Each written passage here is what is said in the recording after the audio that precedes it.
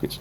All right, this isn't so much about the costume debate or the doing stunts in wearing shorts and essentially a bikini, because people on Twitter are posting videos of girls in bra and panties who are doing like gymnastics, and girls. There's a movie with Margot Robbie where she's on a boat and she's doing a bunch of karate against a bunch of guys, and she's wearing like shorts and a bikini top or tank top or something like that. It's like, yeah, stunt people have worn all kinds of fruity outfits in the past. You just make something of lycra and you tape it on, or you paint it on if it needs to be painted on. It's like, well, that's that easy. Where are her organs? I don't know, but I'd like to find out. Okay, so this isn't about that so much, because it's obvious. It's like, yeah, costume and stunt people can work with almost any design you want. It's about Netflix. Geeked is one of their subsidiaries, is coming out and saying Faye Valentine is this girl, Danielle or whatever. They're trying to do like maximum, I don't know, cover up, maximum trying to get the narrative back on track to get people back on Netflix. And keep in mind, Netflix has a whole history of, what was it, The Witcher? It's like a Polish story. Polish people, but magically, I guess they're African now. I'm not quite sure how that works. And then they also have Cuties, which... you know, if you're supporting Netflix after Cuties, imagine not being a degenerate. Okay, so this is about the deal with public companies that are kind of starting these fights on social media and acting really not professional. It feels like professionalism is slipping away in America as America itself kind of slides into this low trust second world shithole. You have people working at these companies who are raised in this everyone gets a prize generation. It's all about kids' self-esteem, but, you know, not about kids doing the right thing. It's turned kids into sociopathic adults.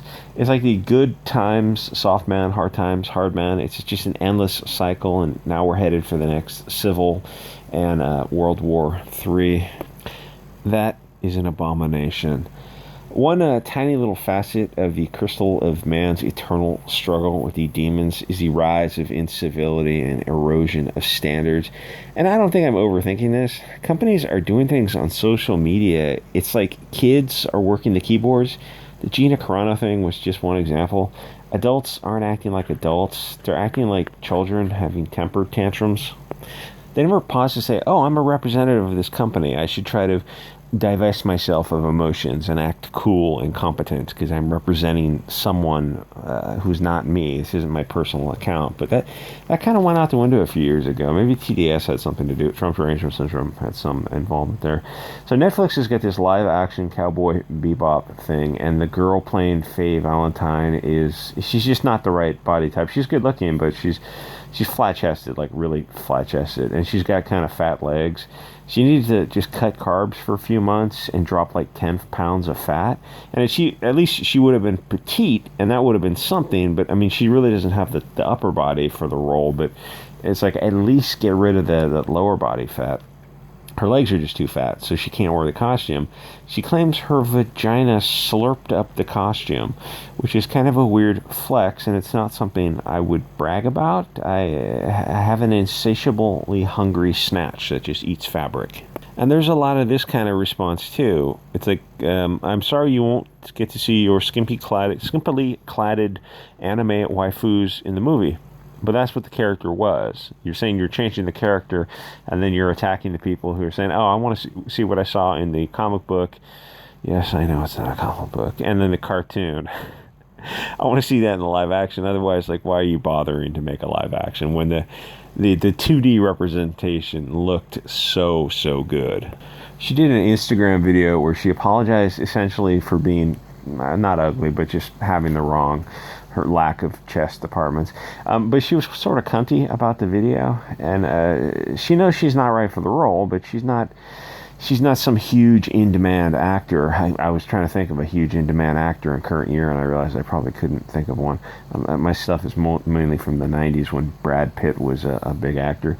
She can't say no to gigs like this. She's gotta do it and get that Netflix check, which is cannot. I was thinking, like, how much is she going to pay for this? Like, oh, here's your $75,000 check. It's like, oh, okay, well, that's the new state of Hollywood, where there's going to be a lot of very small productions going on. So she's stuck doing this garbage show where she looks like a clown because she needs a paycheck and she wants to stay in the public eye. And apparently she refuses to diet and just, not waddle around like a whale.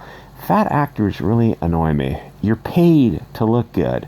But then they show up for the first day's shoot and they're like 10 pounds overweight. It's disgusting. Actors need to be publicly shamed for being fatties. Gross.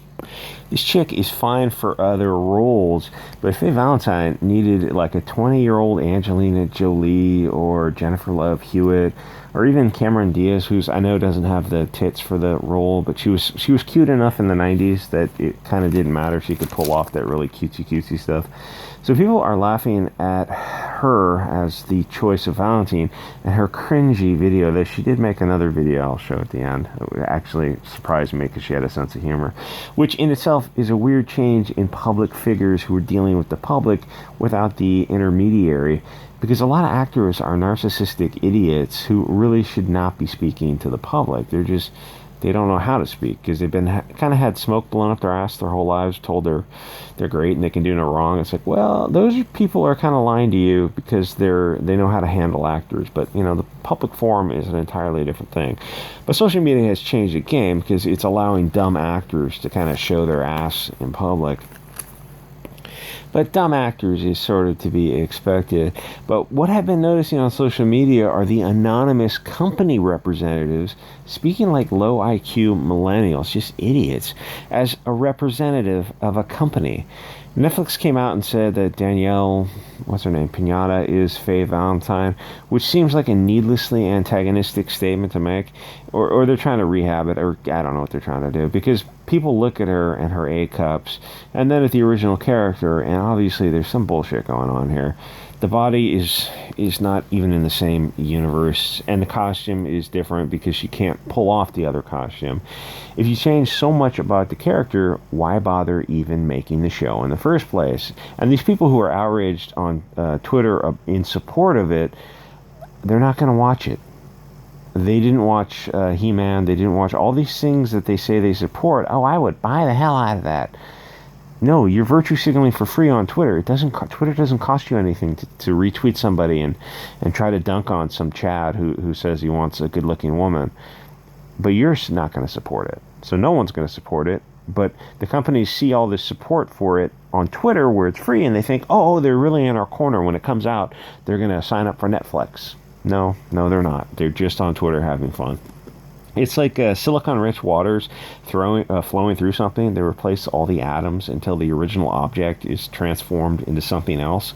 They want the eyeballs that the name recognition of the known property will bring, but then they change everything about it that made it cool. Hey, look, it's Star Wars. No, it's Disney Star Wars. It has a similar name, but it's something else entirely. It's a bait and switch. They normalize bait and switch. Then when the potential customer complains, these toxic companies insult the customers. Then it becomes a spurg fest in the Twitter comments of SJW kids who pretend to want the new stuff versus the actual fans of the source material. But the SJW kids say they love the new stuff. They don't. They're just trying to take an opposition side to the people who liked the source material. It's sort of left-wing 1984 versus right-wing red pill issue. I think also it can be an issue of the SJWs want to support the concept of destroying beauty, order, tradition, structure, even if it's in some small way. Because think about what a remake that changes the source material is. It's a lie. It's propaganda. It's a parasitical behavior of these Hollywood scumbags who can't create anything that rings true with people. They can't create new characters or new stories because everything they do is through the lens of cultural Marxism. Everything has to be propaganda. They feel like it's a wasted opportunity if they don't take advantage of it.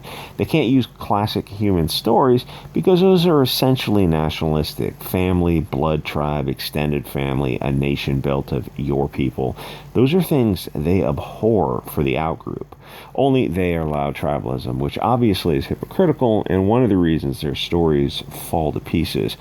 For example, you take some generic classic tribal story, it could be three Japanese or English go off on an adventure to steal the dragon's gold and fight the orcs. They are story elements that only work when it's one tribe, the hobbits versus the clear other tribe, the goblins. But Hollywood will remake it, and the good guys are now a mixed tribal group, but because that promotes globalism, which is a false ideology. It's like promoting sodomy as a valid form of procreation. It's fundamentally flawed, and the people promoting it are as close to, I don't know, reptilian demon lizard people as you can possibly imagine. Movies and comics are not just movies and comics. They're propaganda. They're the hellscape worldview of parasitical globalists. These abusers of women and children, Epstein-Weinstein types, who lecture us on morality. Parasites don't have morals. And whenever they do this, an actor tries to say this kind of stuff. It's like, you guys supported Epstein-Weinstein, you cheered for Roman Polanski, and you got you love Maria Abramovic and Giselle Maxwell's, and you're doing all this nonsense involving kids and abusing women. It's like you covered up for these people for decades, and you think you're going to tell us about diversity, inclusion, compassion, and kindness? You guys are just vermin. Like, people need to bring up more of Hollywood's skeletons out of their closets, and until if you finally look at Hollywood, you're like, whoa, there's a problem. Like, maybe it's better just to burn it down, figuratively. Don't swap me, bro. And start something else that's not vermin infested. It's like, it's so full of termites, it's better to destroy it and rebuild out of something. Anyway, like, comment, subscribe. I'll see you guys all next episode.